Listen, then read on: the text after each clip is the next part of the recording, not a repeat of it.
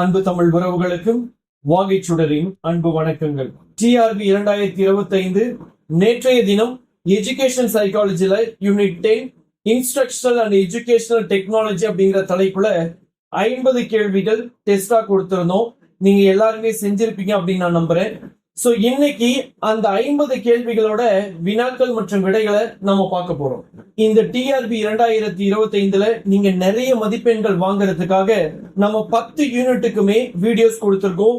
10 யூனிட்டுக்குமே ஃப்ரீயா மெட்டீரியலை பிடிஎஃபா ஒவ்வொரு யூனிட்டோட பார்ட் 4 வீடியோவோட டிஸ்கிரிப்ஷன்ல நம்ம கொடுத்திருக்கோம். அதை நீங்க ஃப்ரீயா டவுன்லோட் பண்ணி யூஸ் பண்ணிக்கலாம் அப்படின்னு நம்ம சொல்லியிருக்கோம்.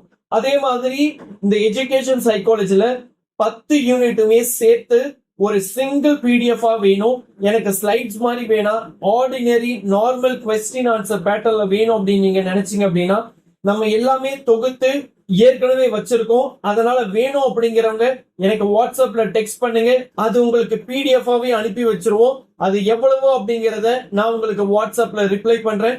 மறக்காம நம்மளுடைய வாகைச்சுடரோட தொடர்ந்து இணைந்திருங்க. ஏன்னா இதோட நம்ம ஸ்டாப் பண்ண போறதுல எக்ஸாம் முடிகிற வரைக்கும் நிறைய மெட்டீரியல்ஸ் நம்ம கொடுத்துக்கிட்டே தான் இருப்போம். அதனால தொடர்ந்து வாகைச்சுடரோட இணைந்து இருக்கிறதுக்கு மறக்காம சப்ஸ்கிரைப் பண்ணிடுங்க. இந்த வீடியோக்கு ஒரு லைக் கொடுத்து உங்க ஃப்ரெண்ட்ஸோடையும் ஷேர் பண்ணிக்கோங்க. அதே போல பொது அறிவு சம்பந்தமான கேள்விகளும் நம்ம தொடர்ந்து கொடுத்துக்கிட்டு இருக்கோம். அந்த பொது அறிவு சம்பந்தமான கேள்விகள் நாளை யூனிட் 4ஓட பார்ட் 1 வீடியோ வரும். சோ தொடர்ந்து வாகைச்சுடரோட இணைந்திருங்க. உங்களுக்கு நிறைய மதிப்பெண்கள் வாங்கறதுக்கு நாங்க உறுதுணையா இருப்போம். வாங்க என்னென்ன 50 கேள்விகள், அதுக்கான விடைகள் என்ன அப்படிங்கிறதையும் பார்த்துடலாம். முதல் கேள்வி, ப்ளூமின் திருத்தப்பட்ட வகைப்பாட்டில் எந்த அறிவாற்றல் செயல்முறை சிந்தனையின் மிக உயர்ந்த வரிசையாக கருதப்படுகிறது? உருவாக்குதல். In Bloom's revised taxonomy, which cognitive process is considered the highest order of thinking? Creating. இரண்டாவது கேள்வி, ஹெர்பர்ட்டின் நினைவு நிலை கற்பித்தலில் எந்த அணுகுமுறை மிகவும் பொதுவானது? ஆசிரியர் மைய விரிவுரையுடன் மாணவர்கள் உண்மைகளை மனப்பாடம் செய்தல். In Herbert's memory level of teaching, which approach is most characteristic? Teacher-centered lecture with students memorizing facts. மூன்றாவது கேள்வி, ப்ளூமின் அசல் மற்றும் திருத்தப்பட்ட வகைப்பாடுகளுக்கு இடையில் அறிவாற்றல் களத்தில் உள்ள முக்கிய கட்டமைப்பு வேறுபாடு பின் வருவனவற்றில் எது? திருத்தப்பட்ட வகைப்பாடு உருவாக்குதலை மதிப்பிடுதலை விட உயர்வான நிலையில் வைக்கிறது. Which of the following is a key structural difference in the cognitive domain between Bloom's original and revised taxonomies? The revised taxonomy places creating at a higher level than evaluating. நான்காவது கேள்வி, ஸ்கின்னரின் நேரியல் திட்டமிடப்பட்ட அறிவுறுத்தலில் ஒவ்வொரு பதிலுக்கும் மாணவர்கள் உடனடி பின்னூட்டத்தை பெறுவதை எந்த கொள்கை உறுதி செய்கிறது? உடனடி உறுதிப்படுத்துதல் கொள்கை. In Skinner's linear programmed instruction, which principle ensures students receive immediate feedback on each response? Principle of immediate confirmation. ஐந்தாவது கேள்வி, கிளை நிரலாக்கப்பட்ட கற்றலில் ஒரு மாணவர் தவறாக பதிலளிக்கும் போது எந்த கொள்கை அவர்களை கூடுதல் குறைதீர்ப்பு கொள்கை வழிநடத்துகிறது? குறைதீர் கொள்கை. In branched programming learning, when a student answers incorrectly, which principle directs them to additional remedial material? Principle of remediation. ஆறாவது கேள்வி, அடி அறிவுசார் வடிவமைப்பு மாதிரியில் மதிப்பீட்டு நிலை எப்போது பயன்படுத்தப்படுகிறது? செயல்முறையின் தொடக்கத்திலும் முடிவிலும். In the ADDIE instructional design model, the evaluation phase is applied both at the beginning and at the end of the process. ஏழாவது கேள்வி, அடி மாதிரியின் மேம்படுத்துதல் கட்டத்தில் பின் வரும் பணிகளில் எது பொதுவாக மேற்கொள்ளப்படுகிறது? கதை பலகைகள் மற்றும் அறிவுசார் உள்ளடக்கத்தை உருவாக்குதல். Which of the following tasks is typically carried out during the development phase of ADDIE? Creating storyboards and instructional content. எட்டாவது கேள்வி, டிக் அண்ட் கேரி மாதிரி அறிவுறுத்தல் வடிவமைப்பிற்கான ஒரு அமைப்பு அணுகுமுறையை எடுத்து காட்டுகிறது. ஏனெனில் அது பல கூறுகளை ஆசிரியர், கற்பவர், பொருட்கள் போன்றவை ஒரு ஒருங்கிணைந்த அமைப்பாக இணைக்கிறது. The Dick and Carey model exemplifies a systems approach to instructional design because it integrates multiple components like instructor, learner, material, etc. into a coherent system.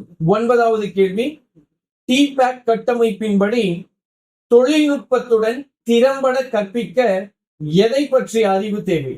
உள்ளடக்கம், கற்பித்தல் மற்றும் தொழில்நுட்பம் அனைத்தும் சேர்ந்து. According to the TPAC framework, effective teaching with technology requires knowledge of content, pedagogy and technology altogether. பத்தாவது கேள்வி, TPAC மாதிரியில் TPK தொழில்நுட்ப கற்பித்தல் அறிவு என்பது எதை குறிக்கிறது? தொழில்நுட்பத்தை இணைக்கும் போது கற்பித்தல் முறைகள் எவ்வாறு மாறுகின்றன என்பதை குறிக்கிறது. இந்த TPAC model, TPK, technological pedagogical knowledge, refers to how teaching methods change when incorporating technology. 11வது கேள்வி, POS கட்டற்ற மற்றும் திறந்த மூல மென்பொருள் மற்றும் தனியுரிம மென்பொருள் ஆகியவற்றிற்கு இடையேயான வேறுபாடு என்ன? பயனர்கள் மூல குறியீட்டை அணுகலாம், மாற்றியமைக்கலாம் மற்றும் மறு விநியோகம் செய்யலாம். What distinguishes FOSS, free and open source software, from proprietary software? Users can access, modify and redistribute the source code. 12வது கேள்வி, திறந்த கல்வி வளங்கள் என்பதை சிறந்த முறையில் எவ்வாறு விவரிக்கலாம்? மறு பயன்பாடு மற்றும் மாற்றியமைப்பை அனுமதிக்கும் திறந்த உரிமைகளை கொண்ட இலவச கல்வி பொருட்கள். Open educational resources, OER, are best described as free educational materials with open license allowing reuse and adaptation. 13வது கேள்வி, ஒரு பெரிய திறந்த நிலை இணையவழி பாடப்பயிற்சி எதை கொண்டு வகைப்படுத்தப்படுகிறது? வரம்பற்ற பங்கேற்பு மற்றும் திறந்த இணைய அணுகல். ஒரு பெரிய திறந்த நிலை இணையவழி பாடப்பயிற்சி எதை கொண்டு வகைப்படுத்தப்படுகிறது? வரம்பற்ற பங்கேற்பு மற்றும் திறந்த இணைய அணுகல். A massive open online course, MOOC, is characterized by unlimited participation and open web access. 14வது கேள்வி, கற்றல் மேலாண்மை அமைப்பின் LMS-இன் முதன்மை பணி பின் வருவனவற்றில் எது? பாடப்பொருட்கள், ஒப்படைப்புகள் மற்றும் ஆசிரியர்கள் மற்றும் மாணவர்களுக்கு இடையேயான தகவல் தொடர்புகளை ஒழுங்கமைத்தல். Which of the following is a primary function of a learning management system? Organizing course materials, assignments and communication between teachers and students. 15வது கேள்வி, ஒரு ஸ்மார்ட் வகுப்பறை பொதுவாக என்னென்ன அம்சங்களை கொண்டுள்ளது? ஊடாடும் ஒயிட் போர்டு, ப்ரொஜெக்டர்கள் மற்றும் இணைய இணைப்பு போன்ற டிஜிட்டல் கருவிகளின் பயன்பாடு. A smart classroom typically includes which features? Use of digital tools like interactive whiteboards, projectors and internet connectivity. 16வது கேள்வி, கலப்பு கற்றலை எந்த காட்சி சிறப்பாக விளக்குகிறது? ஆன்லைன் டிஜிட்டல் உள்ளடக்கத்தை பாரம்பரிய நேருக்கு நேர் கற்பித்தலுடன் இணைத்தல். Which scenario best illustrates blended learning? Combining online digital content with traditional face-to-face teaching. 17வது கேள்வி, ஒரு தலைகீழ் வகுப்பறை மாதிரியில் பின் வருவனவற்றில் எது நடைபெறுகிறது? மாணவர்கள் வீட்டில் விரிவுரைகளை பார்த்து வகுப்பில் சிக்கலை தீர்க்கும் நடவடிக்கைகளை செய்கிறார்கள். In a flipped classroom model, which of the following takes place? Students watch lectures at home and do problem-solving activities in class. Augmented reality-யில் கற்பவர் எதை அனுபவிக்கிறார்? நிஜ உலக சூழலில் digital மேலடுக்குகள். In augmented reality, the learner experiences digital overlays on the real world environments. 19வது கேள்வி, நிலைய சுழற்சி மாதிரி எந்த பரந்த பயிற்றுவிப்பு கட்டமைப்பின் ஒரு குறிப்பிட்ட செயலாக்கமாகும்? கலப்பு கற்றல். The station rotation model is a specific implementation of which border instructional framework? Blended learning. 20வது கேள்வி, அறிவியல் கல்வியியலில் ஓலப்ஸ் மெய்நிகர் ஆய்வகங்கள் பயன்படுத்துவதன் முக்கிய நன்மை என்னவென்றால் அவை பாதுகாப்பான மீண்டும் செய்யக்கூடிய பரிசோதனைகளை உடனடி பின்னூட்டத்துடன் அனுமதிக்கின்றன. A key advantage of using OLabs, virtual labs, in science education is that they allow for safe, repeatable experimentation with immediate feedback.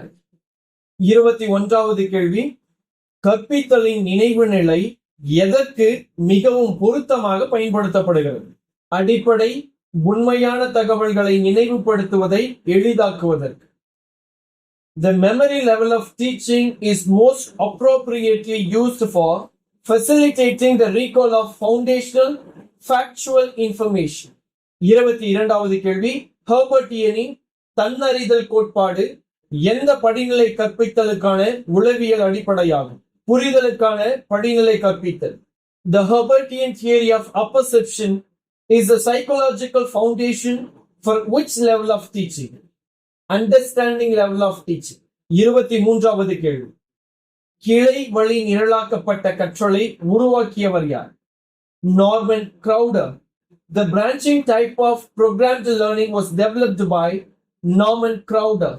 24வது கேள்வி, திருத்தி அமைக்கப்பட்ட ப்ளூமின் வகைப்பாட்டில் எந்த அறிவாற்றல் செயல்முறைகளின் தொகுப்பு கீழ்நிலை சிந்தனையிலிருந்து உயர்நிலை சிந்தனையை நோக்கி சரியாக வரிசைப்படுத்தப்பட்டுள்ளது? நினைவு கூறுதல், புரிந்து கொள்ளுதல், பயன்படுத்துதல், பகுப்பாய்வு செய்தல், மதிப்பிடுதல், உருவாக்குதல். In the revised Bloom's taxonomy, which set of cognitive process correctly represents a movement from lower order to higher order thinking? Remembering, understanding, applying, analyzing, evaluating and creating. 25வது கேள்வி, அடி மாதிரியில் மேம்படுத்துதல் கட்டம் முதன்மையாக எதை உள்ளடக்கியது? கற்பித்தல் பொருட்கள் மற்றும் உள்ளடக்கத்தை உருவாக்குதல். In the ADDIE model, the development phase primarily involves creating instructional material and content. 26வது கேள்வி, நேர்கோட்டு நிரல்படுத்தப்பட்ட கற்றலில் உடனடி உறுதிப்படுத்துதல் என்ற கொள்கையின் நோக்கம் என்ன? பதில்களுக்கு உடனடி பின்னூட்டம் வழங்குதல். The principle of immediate confirmation in linear programming serves to provide instant feedback on responses. 27வது கேள்வி, சிந்திக்கும் நிலை கற்பித்தலில் மதிப்பீடு எதில் கவனம் செலுத்துகிறது? விமர்சன பகுப்பாய்வு மற்றும் ஆக்கப்பூர்வமான சிக்கல் தீர்த்தல். At the reflective level of teaching, evaluation focuses on critical analysis and creative problem solving. 28வது கேள்வி, கிளை வழி திட்டமிடல் கற்றலின் 3 கொள்கைகள் விளக்கம், கண்டறிதல் மற்றும் குறை நீக்கல். The 3 principles of branching programming include exposition, diagnosis and remediation. 29வது கேள்வி, கல்வியில் உள்ள சைபர்நேட்டிக் அமைப்பின் பண்பு என்ன? பின்னூட்ட சுழல்கள் மற்றும் சுய திருத்த வழிமுறைகள். Cybernetic systems in education are characterized by feedback loops and self-correction mechanisms. 30வது கேள்வி, ஒரு பாரம்பரிய LMS கற்றல் மேலாண்மை அமைப்பில் பொதுவாக காணப்படாத அம்சம் இது? நிஜ வகுப்பறை இடங்கள். Which element is not typically found in our traditional LMS? Physical classroom spaces. 31வது கேள்வி, கல்வியில் மெய்நிகர் உண்மை பயன்பாடுகள் எதற்கு மிகவும் பயனுள்ளதாக இருக்கும்? வரலாற்று நிகழ்வுகள் அல்லது அறிவியல் நிகழ்வுகளை அனுபவிப்பதற்கு. Virtual reality applications in education are most effective for experiencing historical events or scientific phenomena. 32வது கேள்வி, TPAC கட்டமைப்பு பயனுள்ள தொழில்நுட்ப ஒருங்கிணைப்புக்கு எதை பற்றிய புரிதல் தேவை என்று அறிவுறுத்துகிறது. தொழில்நுட்பம், கற்பித்தல் மற்றும் உள்ளடக்கம் ஆகியவற்றின் சந்திப்பு. The TPACK framework suggests effective technology integration requires understanding of the intersection of technology, pedagogy and content. 33வது கேள்வி. தலைகீழ் கற்றல் வகுப்பறை நேரத்தை எவ்வாறாக மாற்றுகிறது? கூட்டு மற்றும் பயன்பாட்டு கற்றல் செயல்பாடுகளாக. Flipped learning transforms classroom time into collaborative and applied learning activities. 34வது கேள்வி. ப்ளூமின் திருத்திய வகைப்பாட்டில் மதிப்பிடுதல் நிலை மாணவர்களிடமிருந்து எதை எதிர்பார்க்கிறது? அளவுகோல்கள் மற்றும் தரவுகளின் அடிப்படையில் தீர்ப்புகளை வழங்குதல். In Bloom's revised taxonomy, the evaluate level requires students to make judgments based on criteria and standards. 35வது கேள்வி. திறந்த கல்வி வளங்கள் OER பொதுவாக எதன் கீழ் உரிமம் பெறுகின்றன? கிரியேட்டிவ் காமன்ஸ் அல்லது அது போன்ற திறந்த உரிமைகள். Open educational resources OER are typically licensed under Creative Commons or similar open license. 36வது கேள்வி. நிரல்படுத்தப்பட்ட கற்றலின் கொள்கைப்படி ஒரு நேரியல் திட்டத்தில் அதிக பிழை விகிதம் என்பது எதில் உள்ள குறைபாட்டை மிக நேரடியாக குறிக்கிறது? சிறுபடி கொள்கை. According to the principles of programmed learning, a high error rate in a linear program most directly indicates a flaw in the principle of small steps. 37வது கேள்வி. கல்வியில் ஆக்மெண்டட் உண்மை நிலை கற்றலை எவ்வாறு மேம்படுத்துகிறது? ஊடாடும் சூழல் சார்ந்த தகவல் மேலடுக்குகளை வழங்குவதன் மூலம். Augmented reality in education enhances learning by providing interactive, contextualized information overlays. 38வது கேள்வி. OER இன் 5 Rகள் retain, reuse, revise, remix, redistribute என்பவை முதன்மையாக எந்த சட்ட வரம்புகளை கையாளும் அனுமதிகளாகும்? பாரம்பரிய பதிப்புரிமை சட்டம். The 5 R's of OER, retain, reuse, revise, remix, redistribute, are permissions that primarily address the legal limitations associated with traditional copyright law. 39வது கேள்வி. MOOC பொதுவாக எந்த கற்பித்தல் வடிவமைப்பு பண்பை கொண்டிருக்கும்? விரிவாக்கக்கூடிய உள்ளடக்க விநியோக அமைப்புகள். MOOCs typically feature which instructional design characteristic? Scalable content delivery systems. 40வது கேள்வி. ஒரு கல்வி சைபர்நெட்டிக் அமைப்பில் எதிர்மறை பின்னூட்ட சுழற்சியின் அடிப்படை நோக்கம் என்ன? கற்பவரின் தற்போதைய நிலைக்கும் விரும்பிய இலக்கிற்கும் இடையிலான முரண்பாட்டை குறைத்தல். The fundamental purpose of a negative feedback loop within an educational cybernetic system is to reduce the discrepancy between a learner's current state and the desired goal. 41வது கேள்வி. ப்ளூமின் அசல் மற்றும் திருத்திய வகைப்பாடுகளுக்கு இடையில் அறிவாற்றல் களத்தில் உள்ள ஒரு முக்கிய கட்டமைப்பு வேறுபாடு எது? திருத்திய வகைப்பாடு உருவாக்குதலை மதிப்பிடுதலை விட உயர்நிலைக்கு வைக்கிறது. Which of the following is a key structural difference in the cognitive domain between Bloom's original and revised taxonomies? The revised taxonomy places creating at the higher level than evaluating. I think இந்த question repeat ஆயிருக்கு நான் நினைக்கிறேன். இந்த இருக்கக்கூடிய 50 கேள்விகள்ல நீங்க test எழுதும் போது இருக்கக்கூடிய ஆப்ஷன்ஸை நான் கொஞ்சம் ரிவைஸ் பண்ணியிருக்கிறேன். அதனால சொல்லக்கூடிய ஆன்சரை பாருங்க. இந்த ஆப்ஷன் ABCD அப்படிங்கறத மைண்ட் பண்ணாம நம்ம என்ன ஆன்சர் சொல்றோமோ அதை வச்சு உங்களுடைய ஆன்சர்ஸை வெரிஃபை பண்ணிக்கோங்க. 42வது கேள்வி. காலவரிசை தொடர்களை காண்பிப்பதை விட ஒப்பீட்டு பகுப்பாய்வு கற்பிப்பதற்கு சில வரைபட அமைப்புகள் மிகவும் பயனுள்ளதாக இருக்கும் என்பதை புரிந்து கொண்ட ஒரு ஆசிரியர் TPACK கட்டமைப்பின் எந்த கூறினை வெளிப்படுத்துகிறார்? தொழில்நுட்ப கற்பித்தல் அறிவு TPK. A teacher who understands that certain graphic organizers are more effective for teaching comparative analysis than for showing chronological sequences is demonstrating which component of the TPACK framework? Technological pedagogical knowledge TPK. 43வது கேள்வி, பின் வருவனவற்றில் திறந்த மூல LMS open source LMS என்பதற்கு உதாரணம் இது? Moodle. Which of the following is an example of an open source LMS? Moodle. 44வது கேள்வி, ஹண்டின் மாதிரியின்படி சிந்திக்கும் நிலை கற்பித்தல் எதை ஊக்குவிக்கிறது? சுதந்திரமான விமர்சன சிந்தனை மற்றும் படைப்பாற்றல். The reflective level of teaching according to Hunt's model promotes independent critical thinking and creativity. 45வது கேள்வி, கல்வியில் மெய்நிகர் உண்மை சிமுலேஷன்கள் குறிப்பாக எதற்கு மதிப்பு மிக்கவை? அதிக ஆபத்துள்ள அல்லது விலை உயர்ந்த செயல்முறை அனுபவங்களுக்கு. Virtual reality simulations in education are particularly valuable for high risk or expensive hands-on experiences. 46வது கேள்வி, FOSS கல்வி கருவிகள் எதை ஊக்குவிக்கின்றன? கூட்டு மேம்பாடு மற்றும் தனிப்பயனாக்கல். FOSS educational tools promote collaborative development and customization. 47வது கேள்வி, கல்வியில் சைபர்நெட்டிக் கொள்கை எதன் முக்கியத்துவத்தை வலியுறுத்துகிறது? தொடர்ச்சியான பின்னூட்டம் மற்றும் அமைப்பு சரி செய்தல். The cybernetic principle in education emphasizes the importance of continuous feedback and system adjustment.